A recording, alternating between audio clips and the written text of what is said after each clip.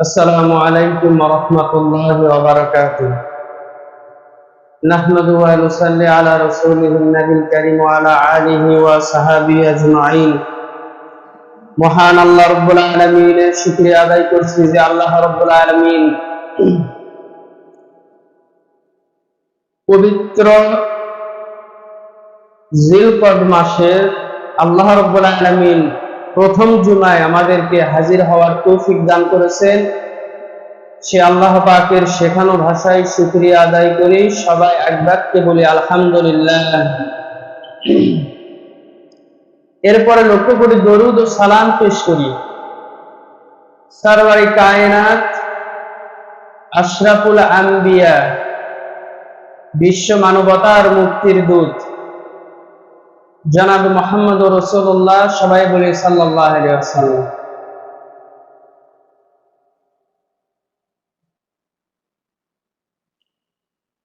আমরা বিগত কয়েক জুমায় কয়েকটি বিষয় নিয়ে আলোচনা করছিলাম, ভিন্ন ভিন্ন বিষয়।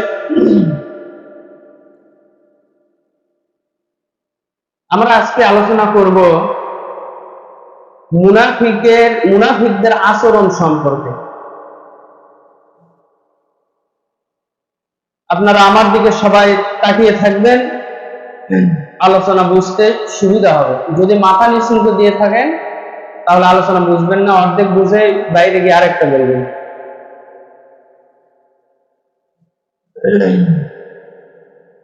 আজকের আমার আলোচনা আমি করতে চাইছিলাম যে সূরা নাস এবং ফালাক এটা আমাদের জন্য জরুরি কেন। কিন্তু সূরা নাস এবং ফালাক দিয়ে তো জিন ভূত তাড়ানো হয়, কিন্তু তার আগে আমাদের মনের ভিতরে যে মুনাফিক রোগ আছে এইটা আগে তাড়ানো দরকার। বিধায় আজকে মুনাফিকের আচরণটা বেছে নিয়েছি। এই লক্ষণগুলো জানার পর আমরা সূরা নাস এবং ফালাক আলোচনা করব। তারপরে ওই যে আমি বলছিলাম যে ইসলাম প্রচারে বর্তমানে মিডিয়ার ভূমিকা, ভিডিও করা, মোবাইলে ওয়াজ মাহফিল, জুমার বক্তব্য, তেলাওয়াত, এগুলো ইসলাম কোরআন এবং সুন্নাহ অনুযায়ী কতটা গুরুত্বপূর্ণ এটা আমি আলোচনা করব।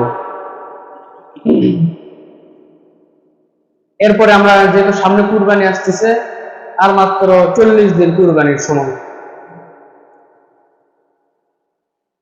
আজকের আলোচনা আমরা করব ইনশাআল্লাহ মুনাফিকদের আচরণ।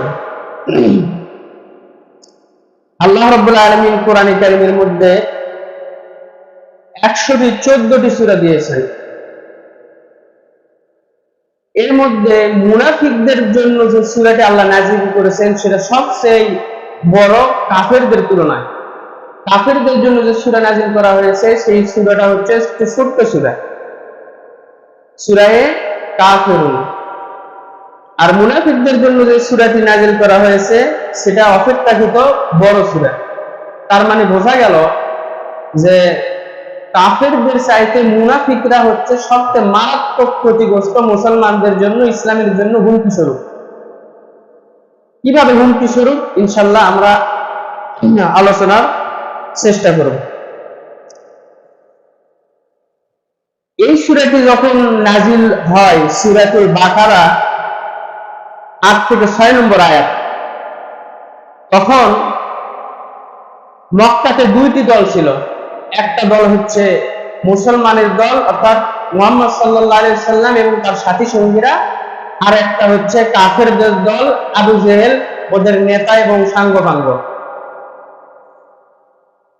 এই দুই দলের উপর কোরআনের আয়াত নাযিল হতো। কিন্তু মদিনায় হিজরত করার পর আরো দুইটা দল তৈরি হয়ে গেল। একটা হচ্ছে ইহুদি আর একটা হচ্ছে মুনাফিক। এই ইহুদি এবং মুনাফিকদের সম্পর্কে আল্লাহ রাব্বুল আলামিন কোরআনে কারীমের বিভিন্ন সূরাতে উল্লেখ করেছেন। আল্লাহ পাক মানব জাতিকে 3টি শ্রেণীতে বিভক্ত করেছেন। কয়টি শ্রেণী? ভালো করে মনোযোগ দিয়ে শোনেন। যদি আমাদের মধ্যে আচরণ থাকে মুনাফিকের এইরকম, তাহলে আজকে এই আলোচনা শুনেই আমাদেরকে ঝেড়ে ফেলতে হবে। আল্লাহ পাক মানব জাতিকে 3টি শ্রেণীতে বিভক্ত করেছেন। প্রথম শ্রেণীভুক্ত হলো মুমিন মুত্তাকি। যা সূরা বাকারার 2 থেকে 5 নম্বর আয়াতে আল্লাহ রাব্বুল আলামিন তুলে ধরেছেন। কি বলছেন আল্লাহ পাক সেখানে? আল্লাহ রাব্বুল আলামিন কোরআনে কারীমের মধ্যে বলছেন, আলিফ লাম মিম যালিকাল কিতাবু লা রাইবা ফীহি হুদাল লিল মুত্তাকিন الذين يؤمنون بالغيب ويقيمون الصلاة ومما رزقناهم ينفقون আল্লাহ রাব্বুল আলামিন বলেন যে কিতাব হচ্ছে সেই কিতাব যার মধ্যে কোনো সন্দেহ নাই, এটা মুত্তাকিদের জন্য হেদায়েত স্বরূপ, যারা কিনা গায়বের উপর বিশ্বাস স্থাপন করে। দ্বিতীয় শ্রেণীভুক্ত হলো কাফের গোষ্ঠী, যারা আল্লাহকে এবং রাসূলকে, পরকালকে, আখিরাতকে, কিতাবকে সরাসরি তারা অস্বীকার করেছে, যা সূরা বাকারার 6 এবং 7 নম্বর আয়াতে পরিচয় আল্লাহ পাক তুলে ধরেছেন। আর তৃতীয় শ্রেণী হলো মুনাফিকদের দল, তাদের পরিচিতি 8 থেকে 16 নম্বর আয়াতে বিস্তারিতভাবে বর্ণনা করা হয়েছে, যা আপনাদের সামনে আমি তেলাওয়াত করছি। আল্লাহ রাব্বুল আলামিন বলেন, ওয়া মিনান নাসি মান ইয়াকুলু আমান্না বিল্লাহি ওয়া বিল ইয়াউমিল আখির ওয়া মা হুম বিমুমিনিন। আল্লাহ পাক বলেন যে মানুষদের মধ্যে, লোকেদের মধ্যে এমন কতগুলো মানুষ আছে যারা মুখে বলে আমরা আল্লাহ এবং পরকালের উপর ঈমান এনেছি। আল্লাহ পাক বলেন ওয়া মা হুম বিমুমিনিন, তারা মুমিন নয়, তারা মুমিনই নয়। এই কথাটা আমার কথা না, আল্লাহ পাকের কথা, আল্লাহর কথা। আল্লাহ পাক বলছেন যে একটা ব্যক্তি মুখে বললে যে আমি ঈমান এনেছি আল্লাহ এবং রাসূলের উপরে, এরপরে আল্লাহ পাক বলছেন যে এরা যতই বলুক আল্লাহ এবং রাসূলের প্রতি, আখিরাতের প্রতি ঈমান এনেছে, আল্লাহ পাক বলছেন যে এরা মুমিন নয়। তার মানে কি? এদের ঈমান আনাটা সঠিক হয়নি। আব্দুল্লাহ ইবনে উবাই, আপনারা অনেকে নাম শুনে থাকবেন, কাফেরদের নেতা, মানে মুনাফিকদের সবচেয়ে বড় সর্দার এবং লিডার, একজন ভ্যাটান নেতা, যার কথা মতো মানে উঠা বসা করত। এই আব্দুল্লাহ ইবনে উবাইয়ের নেতৃত্বে মদিনাতে যখন ইসলামী রাষ্ট্র প্রতিষ্ঠা হলো, তখন এই লোকগুলো ইসলামী রাষ্ট্র প্রতিষ্ঠার পরেও প্রকাশ্যে কাফেরদের দলভুক্ত না হলে মনে মনে কাফেরদের সঙ্গে তারা থাকতো। যে ঘোষণা দিয়ে যে কাফেরদের সাথে যাবে, এটা যাওয়া কি নাই, সুযোগ নেই। কারণ কি? দুই কুলি বাঁচান লাগবে। মুহাম্মদ সাল্লাল্লাহু আলাইহি ওয়াসাল্লাম তাদের সাথে কিছু সম্পর্ক রাখা লাগবে, আবার যে ইহুদি মুনাফিক রয়েছে তাদের সাথে সম্পর্ক রাখা লাগবে, যার কারণে এক রকমের গা বেঁচে থাকার আর্থিক সুযোগ সুবিধা পাওয়ার জন্য তারা কাফেরদের সাথেও থাকতো, আবার ঈমানদার দাবি করে তারা মুসলমানদের সাথেও কি করত, লেগে থাকতো। কিন্তু আসলে তারা নিজেদেরকে ধোঁকা দিয়েছে, বরং তারা ঈমানদার নয়, তারা মুনাফিক। আল্লাহ পাক তাদের এই আচরণ তুলে ধরে বলছেন, ইউখাদিউনাল্লাহা ওয়াল্লাযীনা আমানু ওয়া মা ইয়াখদাউনা ইল্লা আনফুসাহুম ওয়া মা ইয়াশউরুন। আল্লাহ পাক বলছেন যে এই যে মুনাফিকেরা মুসলমানদের সাথেও থাকে আবার কাফিরদের সাথেও থাকে, এই দাবি তাদের মিথ্যা দাবি। তারা চায় যে আল্লাহ এবং মুসলমানদেরকে, ঈমানদারকে ধোঁকা দিতে চায়। আল্লাহ পাক বলছেন যে এই মুনাফিকেরা কাফিরদের সাথে থাকে আবার মুসলমানদের সাথেও থাকে, এরা আল্লাহ এবং ঈমানদারকে ধোঁকা দিতে চায়, অথচ তারা নিজেদেরকে ছাড়া অন্য কাউকে ধোঁকা দিতে পারে না। ভালো করে শোনেন, যারা মুনাফিক তারা চায় যে মুসলমানদের সাথেও কিছুক্ষণ থাকি, আবার মুসলমানদের সাথেও কিছুক্ষণ থাকি।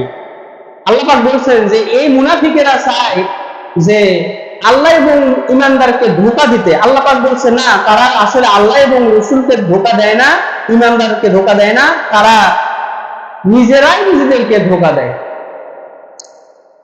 অর্থাৎ যারা প্রকাশ্যে কুফরের চেহারা প্রকাশ করতে হিম্মত রাখে না, যারা প্রকাশ্যে মানে স্বীকার করতে পারে না যে আমরা মুনাফিক, আমরা মুসলমানদের সাথে নাই, কাফেরদের সাথে আছি, এই মানুষগুলো তলে তলে ইসলামের ক্ষতি করে, মুসলমানদের ক্ষতি করে। যারা দিন প্রতিষ্ঠা করতে চায়, ইসলাম প্রতিষ্ঠা করতে চায়, মসজিদকে আবাদ করতে চায়, গোপনে গোপনে এরা মসজিদের বিরুদ্ধে ষড়যন্ত্র করে, আবার মুখে মুখে মসজিদ যারা কাজ করে তাদের মুখেই থাকতে চায়। এই কথাটা কার কথা? আমার কথা না আল্লাহর কথা। কোরআনের আয়াত আছে, তাফসীর আছে, আমি বলবো, আপনারা যদি পড়তে পারেন দেখে নেবেন। আমি এখানে বলতেছি, আল্লাহ পাক বলছেন যে মুনাফিকদের এই চালবাজির কারণে তারা নিজেরা দুনিয়াতেও ক্ষতিগ্রস্ত হয়, তারা আখিরাতেও ক্ষতিগ্রস্ত হয়। আল্লাহ রাব্বুল আলামিন বলছেন এই মুনাফিক হচ্ছে এমন, এই মুনাফিক যখন মুসলমানদের কাছে যায় তখন বলে আমরা তো আপনাদের লোক, আপনাদের সাথেই আছি, আপনাদের সঙ্গে দিনের কাজকর্ম করতেছি। আবার যখন কাফেরদের সঙ্গে যায় বলে এরা তো মুসলমান কিন্তু এদের সঙ্গে থাকি, মূলত আপনাদের সঙ্গে আমাদের সম্পর্ক রয়েছে।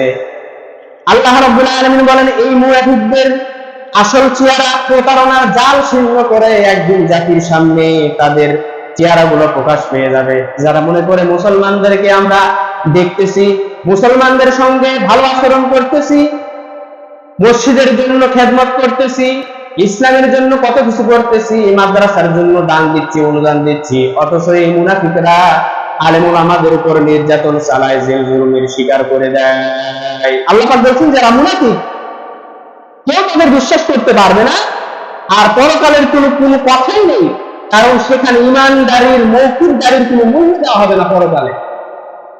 পরকালে যদি মুনাফিক বলে হে আল্লাহ আমি ঈমান এনেছিলাম আপনার উপর আর রাসূলের উপরে, আজকে কঠিন আযাব থেকে আমাদেরকে বাঁচান, কিয়ামতের দিন মৌখিক দাবিদার এই মুনাফিকদের কোনো কথার গুরুত্ব দেওয়া হবে না। আল্লাহ পাক বলছেন যে তারা আল্লাহ আর মুমিনদের ধোঁকা দিতে চায়, কিন্তু প্রকৃতপক্ষে তারা আল্লাহ এবং মুমিনদেরকে ধোঁকা দিতে পারে না।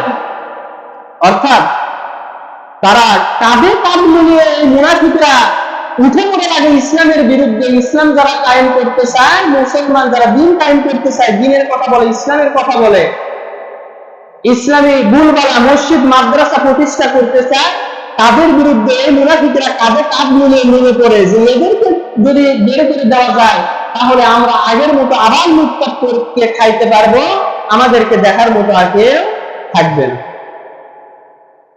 তখন তারা লুটপাট শুরু করে দেয়, ব্যাংক লুট করে দেয়, দেশের অর্থ সম্পদ সমস্ত কিছু লুটপাট করে দেয়। বোঝা যায় কখন ক্ষমতা থেকে নামে যখন। আপনারা খবর বিভিন্ন পত্রিকায় দেখেন, যারা যে লেভেলের মন্ত্রিত্বের দায়িত্বে থাকে ক্ষমতা থেকে নামার পর দুর্নীতি দমন কমিশন তালাশ করে এত দুর্নীতি আর টাকা পয়সা পায়, মানুষের ধারণা হয় এই মুক্তি যদি আর কিছুদিন যদি ক্ষমতায় থাকতো পুরো বাংলাদেশকে বিদেশি ব্যাংকে জমা করে দিত। এরা হচ্ছে মুনাফিক। এরা কি মুনাফিক? আল্লাহ রাব্বুল আলামিন বলেন এই মুনাফিকগুলো তাদের দুশমনকে নিজেদের দুশমন মনে করে, আর আল্লাহ রাব্বুল আলামিন তাদের বিরুদ্ধে ষড়যন্ত্র চক্রান্তকে নিজের চক্রান্ত বলে মনে করে। অর্থাৎ যারা মুমিন, যারা দিন প্রতিষ্ঠা করতে যায়, ইসলাম যারা প্রতিষ্ঠা করতে যায়, এদের বিরুদ্ধে যে সমস্ত মুনাফিকেরা লাগে, আল্লাহ রাব্বুল আলামিন এই মুনাফিকদের বিরুদ্ধে মুমিনদের পক্ষ হয়ে তাদের বিরুদ্ধে আল্লাহ রাব্বুল আলামিন বিরুদ্ধে লেগে যান।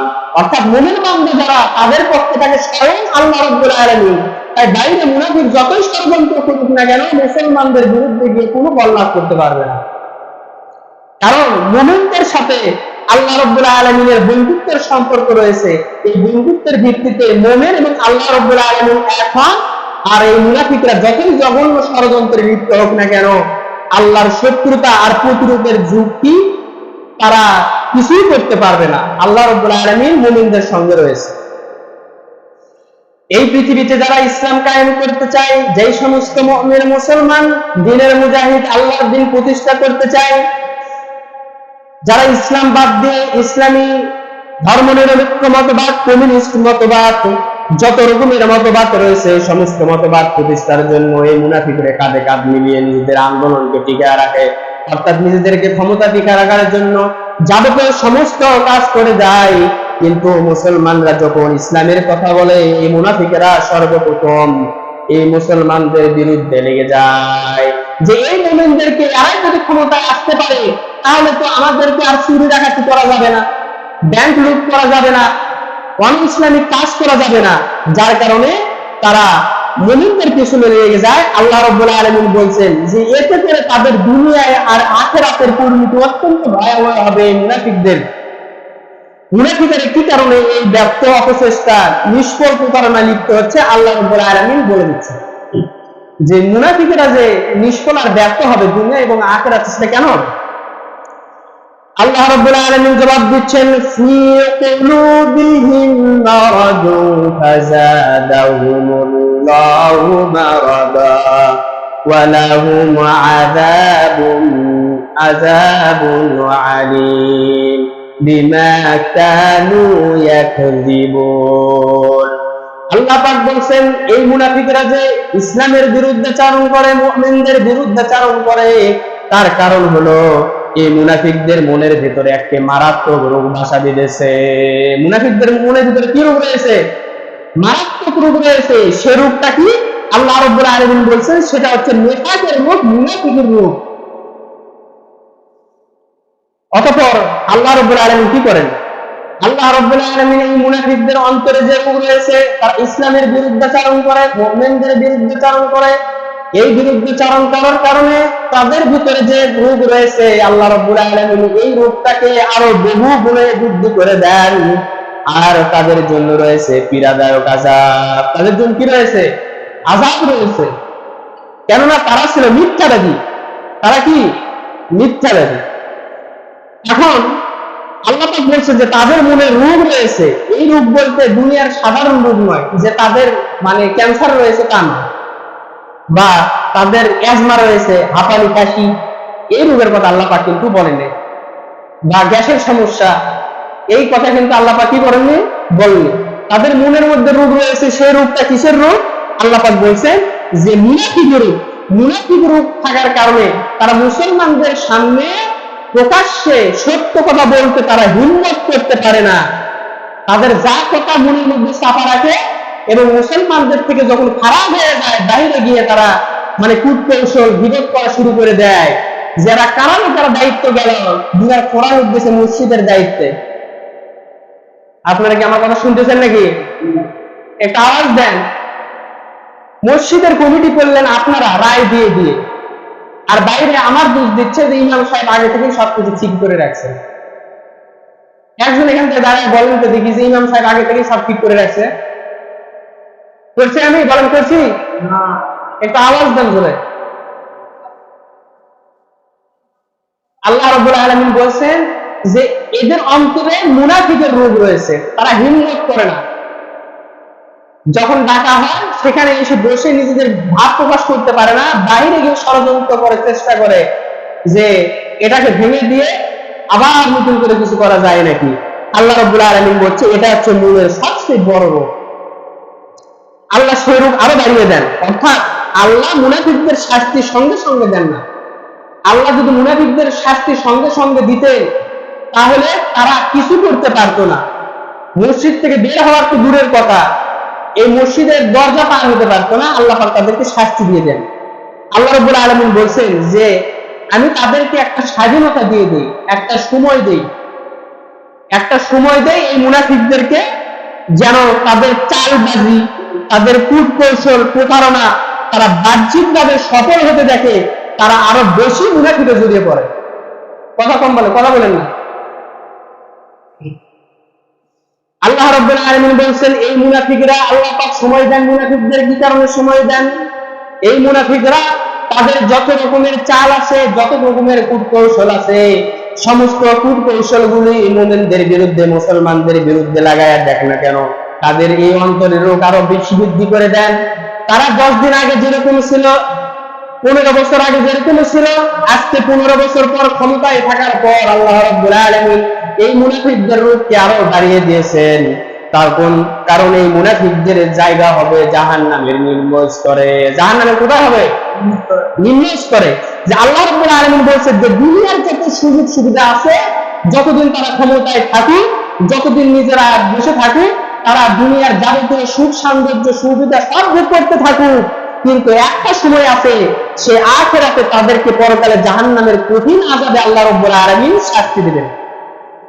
আল্লাহ পাক সূরা নিসার 145 নম্বর আয়াতে মুনাফিকদের পরিণতি উল্লেখ করে বলছেন, ইন্নাল মুনাফিকিনা ফিদ-দারকিল আসফালি মিনান নার, নিশ্চয় অবশ্যই মুনাফিকদের স্থান জাহান্নামের সর্বনিম্ন স্তরে। অর্থাৎ আল্লাহ রাব্বুল আলামিন জাহান্নামের যে 7টি স্তর রেখেছেন, এই 7টি স্তরের মধ্যে সর্বনিম্ন স্তরে স্থান হবে মুনাফিকদের। কাদের হবে? জোরে বলেন, কাদের হবে? মুনাফিক। এখন আমি যে আলোচনা করতেছি মুনাফিক তারা বুঝতে পারতেছেন তো? মানে মুসলমানদের পক্ষেও থাকবে, আবার দুনিয়ার নেতার পক্ষেও থাকবে। কিছু মালতানি টাটকা কিছু সুখ পাওয়া যায়, সম্মান পাওয়া যায় নাকি? এই সমস্ত মুনাফিক গুলোর নামাজ নাই, রোজা নাই, আল্লাহ পরকালের চিন্তা নাই, মুসলমানদের মধ্যে মুমিনদের মধ্যে ফাটল সৃষ্টি করার জন্য তারা ঐক্যবদ্ধ হয়ে লেগে পড়ে। এদেরকে আল্লাহ পাক বলছেন এদের স্থান জাহান্নামের সর্বনিম্ন স্তরে। সুতরাং আমরা যারা এখানে প্রেজেন্ট আছি, উপস্থিত আছি, আমাদের মনের মধ্যে যদি এই রূপ থাকে, এই আলোচনা শোনার পর পরই রূপগুলো এখনই ঝেড়ে ফেলে দেন, রূপগুলো এখনই ঝেড়ে ফেলে দেন, তাহলে আপনার ইবাদত কাজে লাগবে। এই মুনাফিক কাফেরদের চাইতে মুনাফিকদের কঠিন শাস্তি আল্লাহ পাক দিবেন।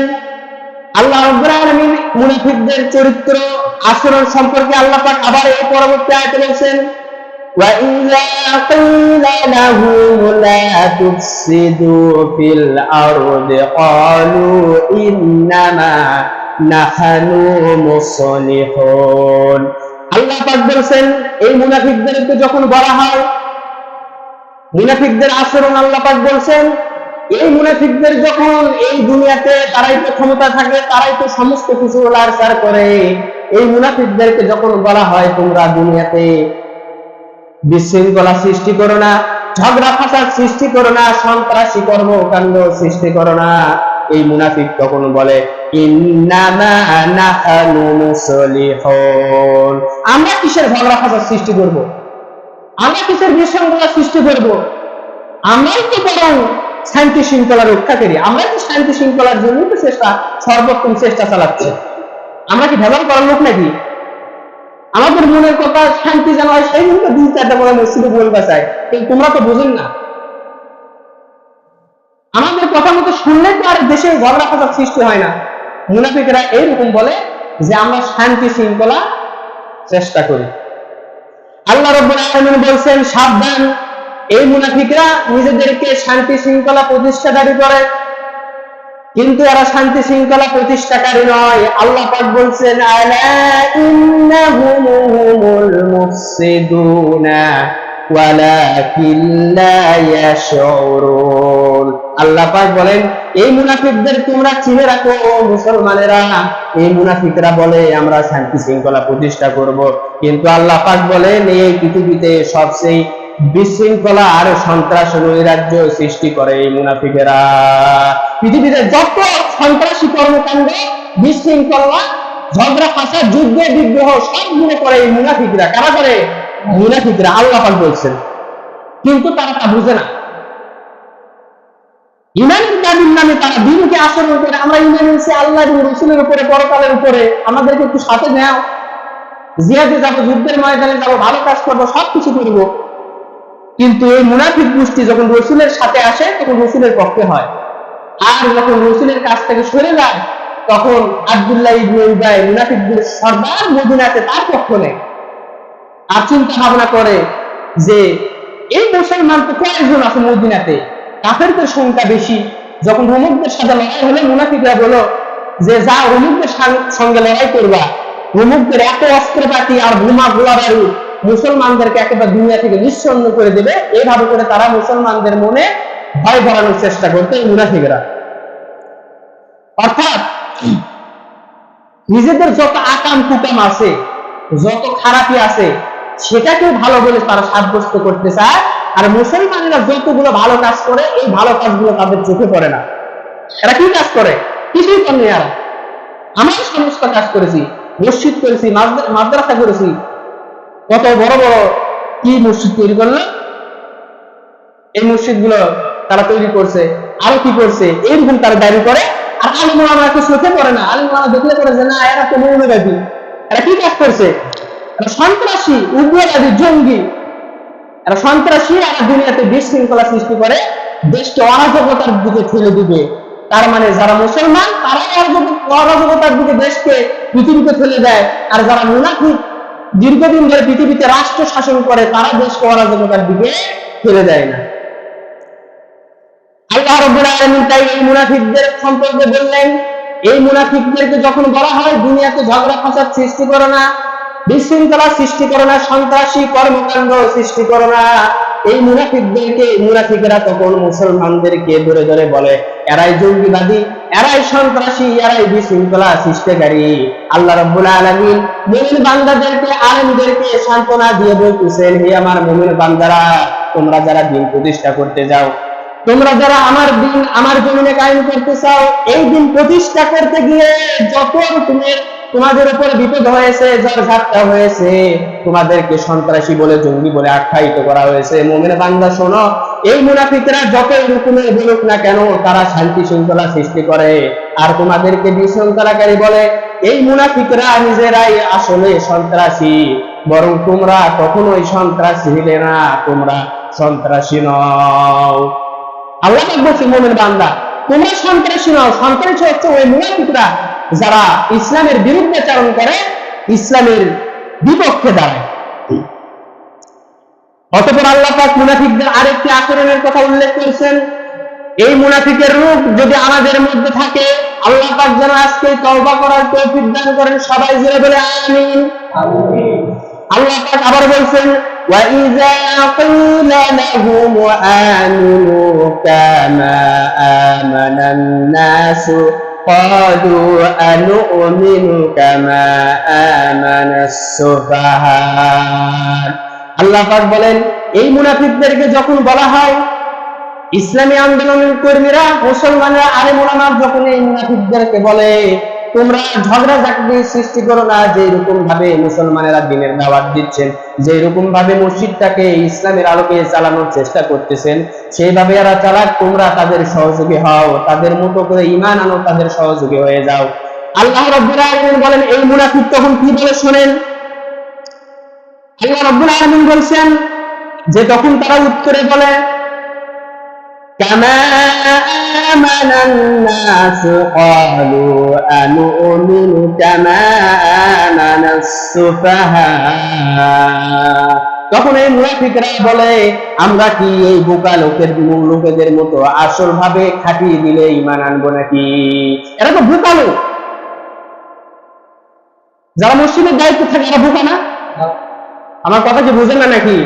আপনারা কি ভয় পাচ্ছেন নাকি? যা এই চরিত্র আমার মধ্যে আছে, এত জোরে হ্যাঁ করে বলি কেমন? ভয় পাচ্ছেন আপনারা? যেটা বলেন ভয় পাচ্ছেন? তাহলে এই চরিত্র যদি আপনার মধ্যে না থাকে, একটু গলা খুলে আল্লাহরে বলতে পারবেন না? আপনি যদি মনে করেন যে ইমাম সাহেব একাই চিল্লাচ্ছে, ইনি একাই চিল্লার, আমাকে কি ঠেকা পড়ছে, তাই নাকি? এটা আমার দায়িত্ব, আমি কোরআন হাদিস থেকে আপনাকে বলতেছি, কিয়ামতের দিন আমাকে আল্লাহ রাব্বুল আলামিন ধরতে পারবেন না, আল্লাহ ধরবেন না। আমি বলে দেবো যে আল্লাহ আমি মুনাফিকদের সম্পর্কে বলেছি, আর আপনারা যদি সাক্ষী দেন আল্লাহর এই বাড়ির উপরে, আপনারাও দায়মুক্ত হয়ে যাবেন যে আল্লাহ আমার ভিতরে মুনাফিকের রূপ ছিল, বের করে দিয়েছি, আর আমাদের মসজিদের যিনি লিডার তাকে সমর্থন করেছি যে মুনাফিক যাদের মধ্যে আছে তাদের সঙ্গে চলাফেরা করবো না, এই রূপগুলো যাদের আছে তাদের ভিতর থেকে বের করার চেষ্টা করবো। তাহলে এই মুনাফিকদেরকে যখন বলা হয় যে তোমরা ঈমান আনো খাঁটি দিলে মুমিন বান্দার মতো করে, তখন তারা কি বলে যে আমরা কি এই বোকা লোকদের উপর মতো ঈমান আনবো নাকি? এর লোকরা তো বোকা। অর্থাৎ এই মুনাফিকরা, মদিনার মুনাফিকরা বলতো যে আল্লাহ, রাসূল এবং সাহাবীরা যেরকম ভাবে ঈমান এনেছে, আল্লাহ পাক বলছেন সাহাবীদের মতো ঈমান আনো, আবু বকরের মতো ঈমান আনো, ওমর, উসমান, আলীর মতো ঈমান আনো। তখন এই মুনাফিকরা বলে যে আমরা এই বোকা লোকদের মতো ঈমান আনবো নাকি? যারা মক্কাতে মরুভূমিতে ভেড়ার রাখালি করতো তারা ঈমান আনছে, এরা তো ভেড়ার রাখাল ছিল। যারা ইসলামের দায়িত্বে থাকে এরা তো গরিব লোক বেশিরভাগই হয়। আমার কথা কি বুঝেন নাকি? সমাজের কিন্তু বড় বড় যারা লিডার দেখবেন, ক্ষমতাবান লোক, তারা কিন্তু সব কাজে খুব কমই আগায়, কিন্তু মসজিদ মাঠে এগুলো তো খুব কমই আসে। এখানে আসে কারা? এই পাঞ্জাবির বোতাম ছিঁড়ে গেছে, তারপর পান খেয়ে গাড়ি হয়ে পড়তেছে, গাড়ি পেকে গেছে, পাঞ্জাবি ময়লা, জামাই ময়লা, তারপরে নিম্ন বংশে এরাই থাকে সৎ কাজে। মুনাফিকরা মনে করে যে আমরা হচ্ছে উচ্চ বংশে, আমরা কি বোকা লোকদের মতো ইমান আনবো নাকি?